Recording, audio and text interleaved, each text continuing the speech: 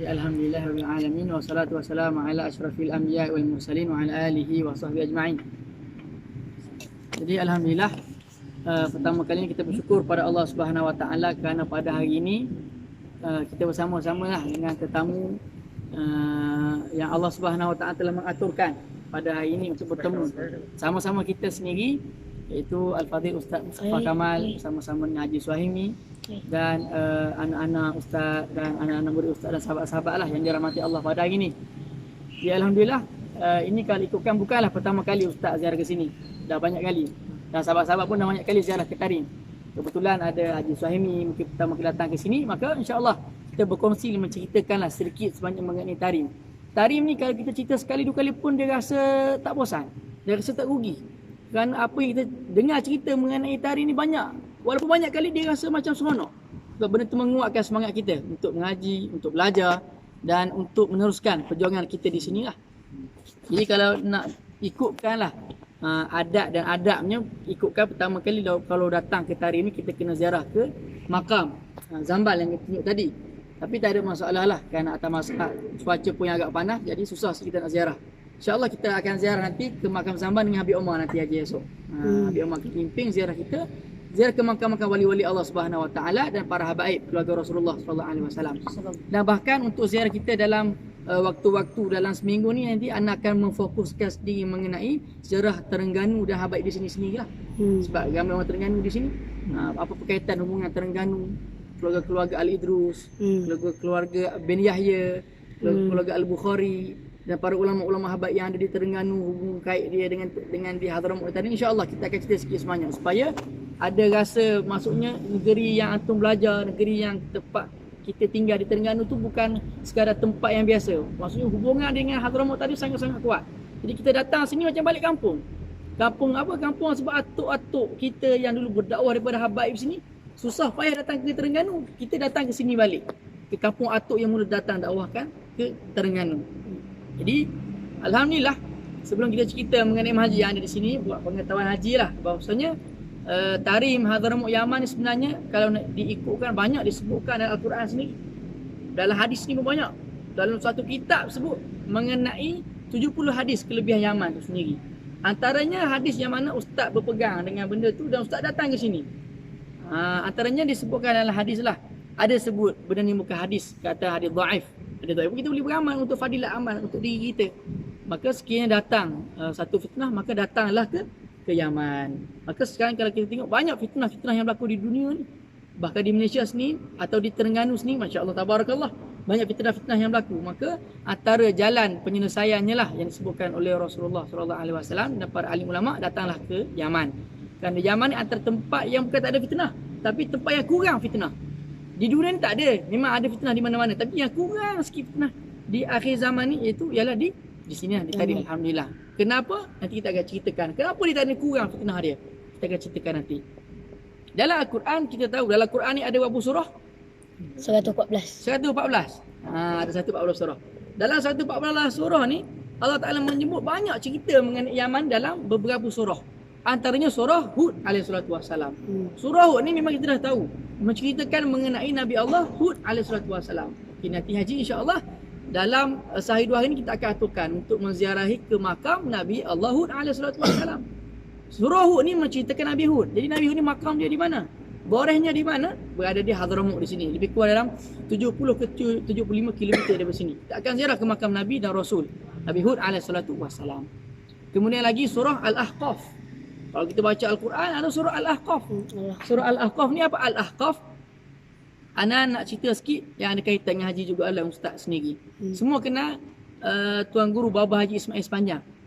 Semua kenal Baba Ismail Kerasa yang haji pernah jumpa. Baba Mak Bumi. Banyaklah ulama-ulama tuan-tuan guru Baba-Baba Fatani. Dulu waktu Baba S Sepanjang pernah datang ke sini. Tak silap ana tahun 2013. Bawa rombongan jemaah para ulama daripada Fatani. Baba S Sepanjang sampai di airport Seung, dia tengok gunung yang ada di Hadramaut ni, depan itu dia menangis. Baba cerita waktu tu.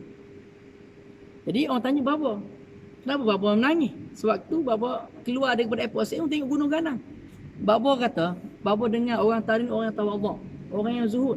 Tapi tak, bukan tu saja. Gunung Ganang di sini pun zuhud juga. kata babak yang sepanjang, bapa pernah belajar lah, ada kaedah ulama sebut. Man tawadda'a rafa'allah. Betul tak? Man takabbara khafadallah. Allah akan jatuhkan dia. Sesiapa yang tahu Allah, rafa'allah, Allah akan angkat martabat darjat dia. Jadi kata bapa, gunung ganang di sini bapa tak nampak sikit habuk pun takabur pada dia.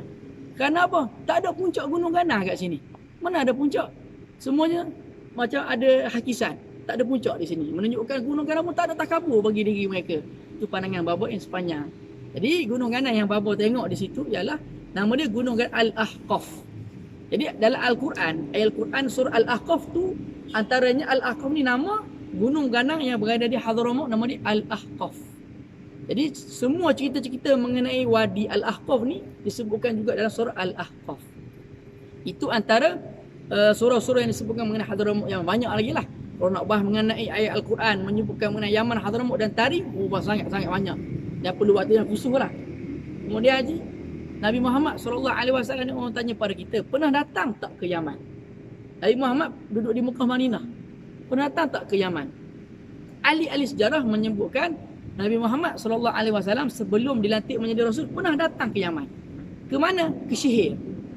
Syihir ni kawasan pantai lah, pesisir pantai dekat dengan Mukalla, di Syihir, di Hami. Pernah datang sewaktu dia ikut dengan pak saudara dia, Abi Talib. Kita pernah belajar sirah kan? Rasulullah nak pergi ke Syam untuk berniaga 2 kali. Ikut bawa saudara dia. Kali pertama tu pergi ke Syam, sempat sampai ke Yaman, ke Syihir untuk berniaga kat sana. Dan kita perlu tahu di Syihir ni pun antara satu tempat yang hebat. Kerana ulama yang lahir dari Syihir inilah orang pertama yang mengislamkan merun Mahawangsa di Kedah. Syekh Abdullah Al-Kumairi. Syekh Abdullah Al-Kumairi ni makam dia atas Gunung Jerai di Kedah. Itu salah seorang anak murid Syekh Abdul Qadir Jailani. Dia orang Syihir, orang Hadramaut. Maka disebutkan bahawasanya dialah yang mengislamkan merun Mahawangsa dan menamakan kawasan negeri itu Qadah, dialah yang namakan. Pun orang daripada Hadramaut Yaman kita. Jadi antara hadis Nabi Muhammad SAW yang diriwayatkan daripada sahabat Nabi yang paling terkenal lah, Sayyidina Mu'az bin Jabal. Mu'az bin Jabal ni kalau kita tahu dia ni meninggal dunia di mana? Di Jordan dengan anak dia nama Abdul Rahman. Sayyidina Mu'az bin Jabal ni pernah datang ke Yaman dan pernah berkahwin dengan orang Yaman. Disebutkan cerita dia. Dan sewaktu Rasulullah SAW meninggal dunia, dia dalam perjalanan daripada Yaman nak balik ke Madinah Al-Munawwarah.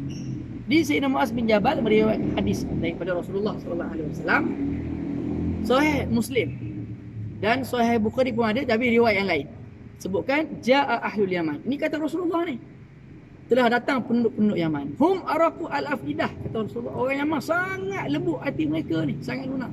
Kata Rasulullah, al-imanu yamani, keimanan itu ada pada orang Yaman. Wal fiqhu yamanin, fiqh itu ada pada orang Yaman. Wal hikmatu yamaniyah, hikmah ada pada orang Yaman. Jadi orang kita tanya, apa maksud Rasulullah kata iman itu ada pada orang Yaman? Maksud di sini ialah akidah Islam orang di Yaman ni sangat-sangat kuat. Kalau kita tengok kan, negara Arab mana yang tak ada orang kafir? Yaman atau negara Arab yang tak ada orang kafir? Mesir ramai orang kafir Kristian. Jordan ramai orang Kristian. Duduk di Yaman ni boleh dikira 99% semua orang Islam. Semua orang Islam. Kemudian orang tanya pula, apa maksud Rasulullah tanya wal fiqhu yamaniyah? Fiqh tu ada pada orang Yaman. Maksud di sini adalah pegangan syariat. Pegangan syariat orang Yaman, khususnya orang Tanah Hadramaut sangat-sangat kuat. Kita boleh tengok nanti macam mana setiap masjid penuh dengan orang-orang yang jemaah, penuh dengan orang hafal Quran. Bahkan ada seorang orang tua masih hidup lagi sampai sekarang, umur 97 tahun. Setiap hari dia akan khatamkan 10 juzuk Quran. Maksudnya setiap 3 hari satu kali khatam. Itu baru orang tua 97 tahun, Masya Allah. Orang yang muda-muda lagi ramai. Mungkin sehari sekali khatam, mungkin 2 kali khatam kan. Ini yang anda sebut ni apa yang kita pernah jumpa. Sampai sekarang masih hidup lagi orang ni. Amin Obed nama dia, 97 tahun lah. Setiap hari 10 juzuk. Itu istiqamah dia. Masya Allah. Jadi itu antara hadis Nabi Muhammad SAW mengenai Yaman. Itu salah satu daripada 70 hadis lah. Banyak lagi hadis-hadis ni. Antaranya doa Rasulullah sewaktu perang Khandaq. Perang Khandaq ni kita tahu Salman Al-Farisi sewaktu bagi cadangan pada Rasulullah, ya Rasulullah, kamu nak berperang Khandaq ni, adakah plan strategik kamu ni yang daripada kamu sendiri atau daripada Allah Ta'ala? Kata Rasulullah, tak, ini daripada aku sendiri. Kalau daripada kamu, aku minta izin nak bagi cadangan. Tafadhal, kata Rasulullah. Ya Rasulullah, apa alangkah baiknya kalau kita buat gali parit. Buat gali parit yang besar supaya pihak musuh tak mampu nak masuk ke kawasan kita. Masya Allah, marhaba. Maka sewaktu tengah gali parit ni, anda dah ringkaskan cerita ni. Itu Ustaz pun boleh cerita kat anak-anak murid nanti. Cerita dia panjang macam mana perang Khandaq ni. Sewaktu tengah gali parit tu, tiba-tiba jumpa ketulan batu yang besar. Sahabat-sahabat tak mampu nak memecahkan batu. Turun Rasulullah SAW. Ketukan kali pertama, retak. Kali kedua nak hancur. Kali ketiga hancur batu tu. Masya Allah. Kekuatan Rasulullah bukan kekuatan orang yang biasa. Dalam perang Uhud sahaja Rasulullah pakai baju besi 2 lapis. Lapisan yang pertama 80 kilo berat dia. Oh, bayangkan. Perang Uhud. 2 kali lapis 100 berapa? 60. 160 kilo. Pakai yang berat. Baju besi. Ni disebutkan dalam sejarah perang Uhud. Ni sebab Rasul nak berjihad ni bukan macam biasa. Jihad ni bukan nampak pakai kerih, pakai pedang boleh bunuh orang tak. Ni nak menyelamatkan akidah umat Islam.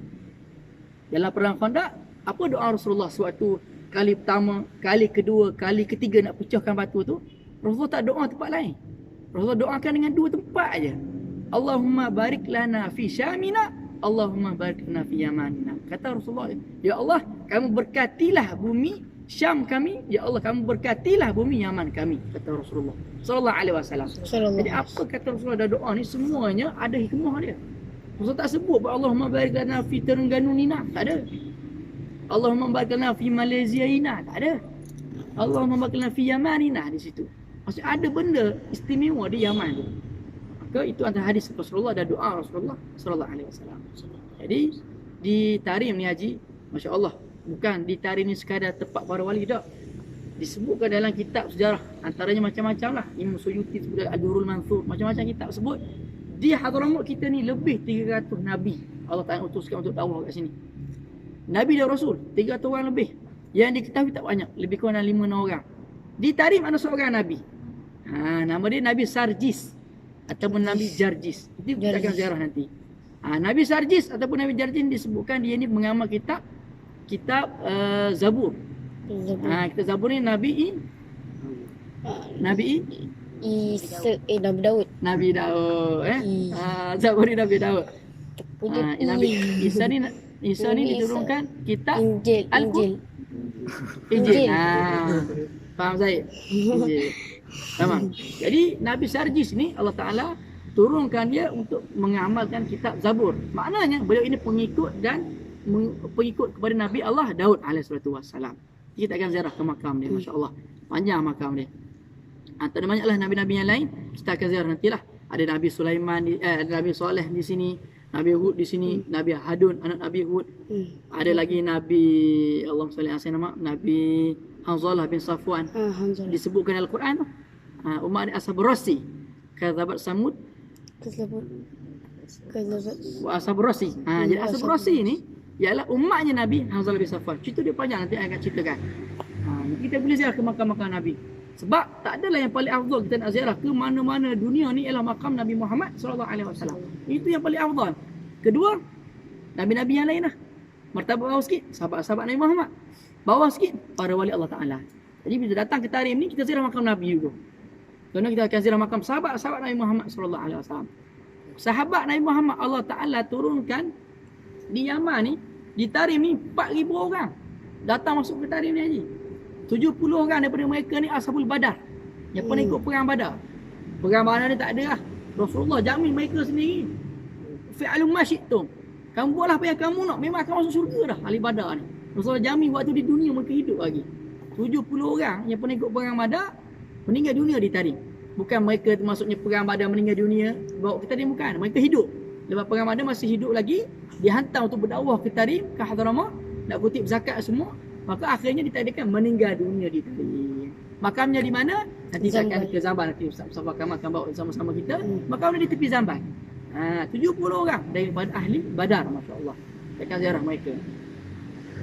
Banyak sahabat-sahabat yang Allah Ta'ala utuskan untuk datang dakwah ke sini lah. Antaranya Sayyidina Ali bin Abi Thalib pernah datang ke sini. Sayyidina Khalid Al-Walid Saifullah pernah datang ke sini. Sayyidina Mu'az bin Jabal, Abu Musa Al-Ash'ari, semua pernah datang ke sini untuk berdakwah ke sini. Dia cerita bahasa sahabat pun panjang juga. Nanti kita akan cari waktu yang khusus pula lah. Cerita bahasa sahabat-sahabat yang datang ke sini. Tamam. Kemudian, Alhamdulillah, di Tarim ni Haji, kita berada di Tarim ni sebenarnya kenapa nama Tarim, mau tanya kita. Ustaz, macam mana nama ni Tarim? Tarim ni asal cerita dia banyak versi cerita dia. Antara cerita dia, Tarim ni disebutkan anak seorang raja. Raja tu nama Hadramaut. Raja Hadramaut ni ada 2 orang anak. Nama dia Tarim dan Shibah. Di Tarim ni datang ke kawasan ni, buka kawasan ni, letak nama Tarim.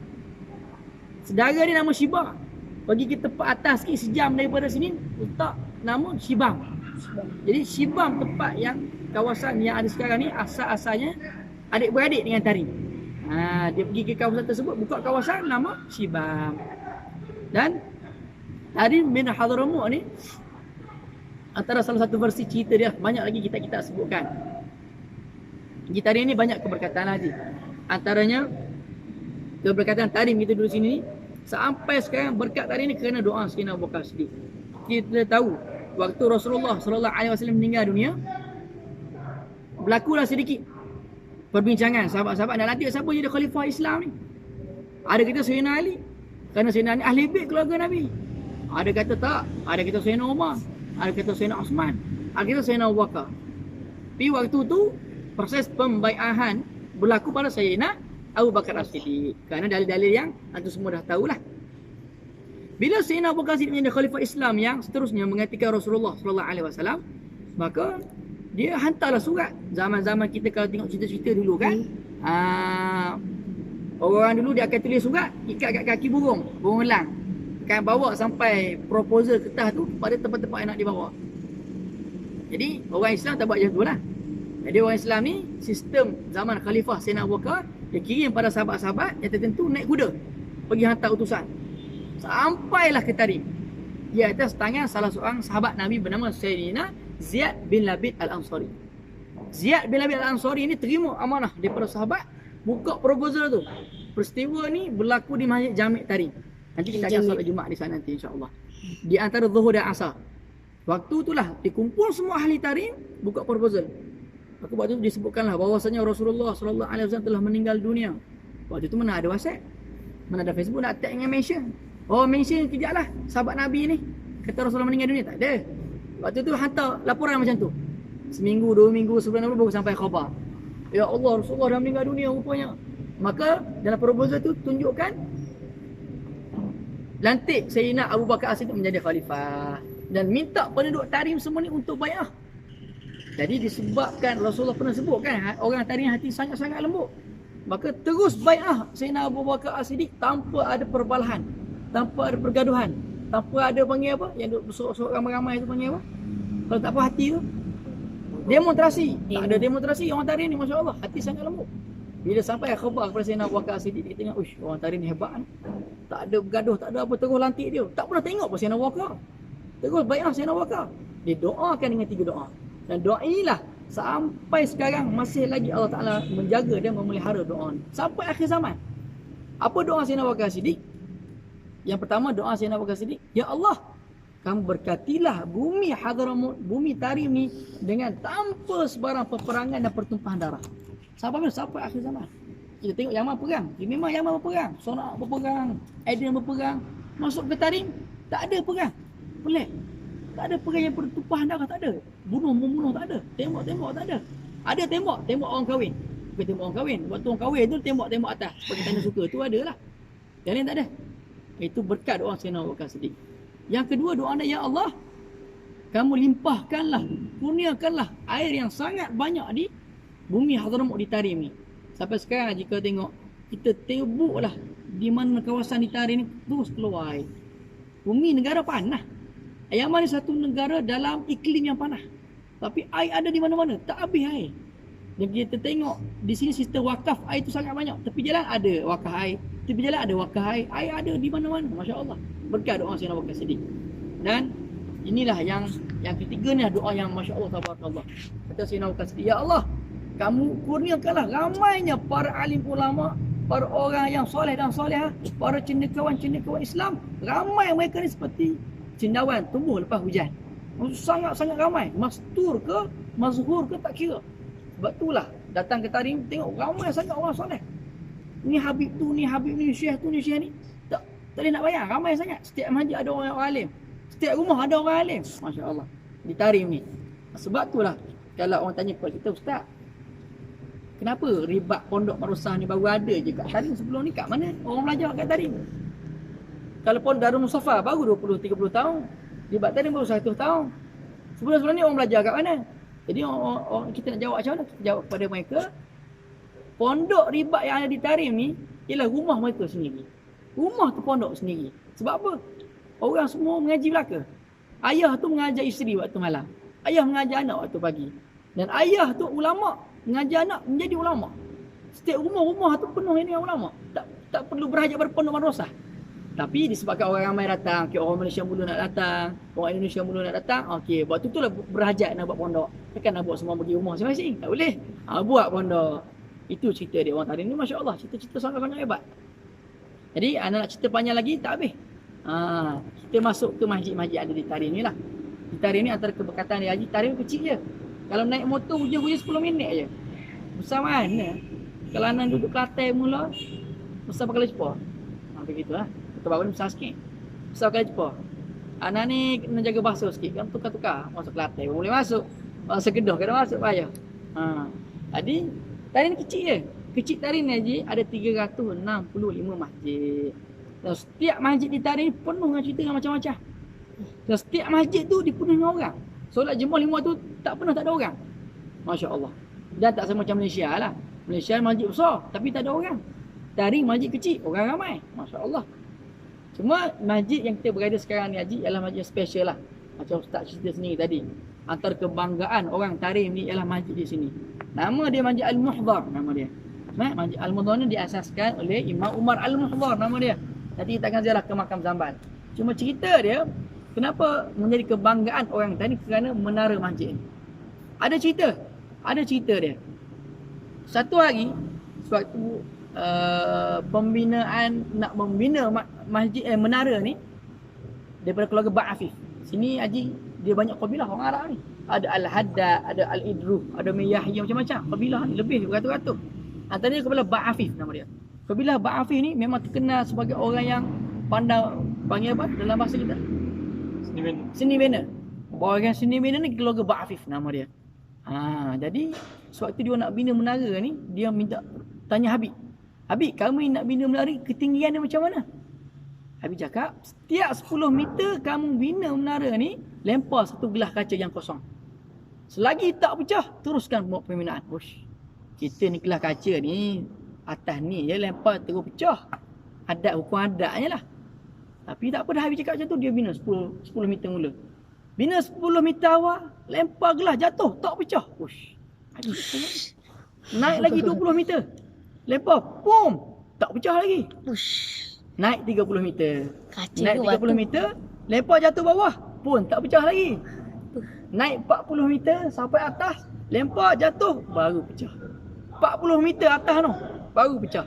Maka Habib cakap, tamam, marhaba. Ini isyarat yang Allah Ta'ala bagi pada kita. Bina menara ni 40 meter. Daripada tanah liat, batu, kayu dan jerami sahaja. Tak ada konkrit, tak ada simen, tak ada. Itulah yang anda pun tak tahu macam mana cara orang kita buat, tak sama. Tanah liat, batu dan jerami, itu je. Tapi sampai sekarang dah beratus tahun masih kukuh lagi. 40 meter ketinggian ni. Berkat apa? Berkat ikhlasnya orang bina masjid ni, dan itu semua daripada Allah Subhanahu Wa Taala. Inilah menara masjid daripada tanah liat paling tinggi di dunia. Masjid Al-Muhdhar, 40 meter tinggi. Masya-Allah, itu cerita dia. Macam mana boleh terjadinya ketinggian menara ni lah. Jadi dulu orang solat Jumaat di sini aja. Jadi bila dah ramai sangat, maka berpindah ke Masjid Jamek. Nanti akan pergi. Dan masjid di Tarim ni Haji, tak sama macam Malaysia. Malaysia sebut masjid tu Masjid Jamek solat Jumaat. Kita di sini tak semua masjid ada solat Jumaat. Dan masjid di Tarim ni tak ada tempat untuk perempuan. Bila sebut masjid, orang lelaki saja. Sebab dia orang betul-betul jaga syariat tau. Sebagai kita belajar juga hukum, kalau perempuan nak dara mana boleh, kalau nak ada fitnah nak solat di masjid. Jadi dia orang jaga perempuan nak sembahyang, ada tempat dia sendiri, markah dia sendiri, zawiyah dia sendiri. Dan dia sembahyang kat rumah. Sembahyang dengan adik-beradik dia. Walhasil jemaah tak ada untuk mereka ni. Jadi di masjid ni kalau kita nak bawa orang perempuan, nak bawa banat muslimat, kalau nak solat di masjid susah nak cari. Ada 2-3 tempat lah, tak banyak. Macam di Malaysia ni. Jadi sebut masjid, orang lelaki je. Tandah ke apa ke semua lelaki pun lah. Alhamdulillah. Ni Masjid Al-Muhdhar nama dia. Nak cerita panjang lagi pun nantilah Sambil-sambil dalam kereta kita sama-sama cerita insya-Allah. Di Masjid Al-Muhda tempat pertama yang kita pergi. Ya kita akan teruskan 1-2 masjid kita sempat pergi lah. Ya solat Zuhur kemudian kita balik rehat lah. Insya-Allah. Wallahu a'lam.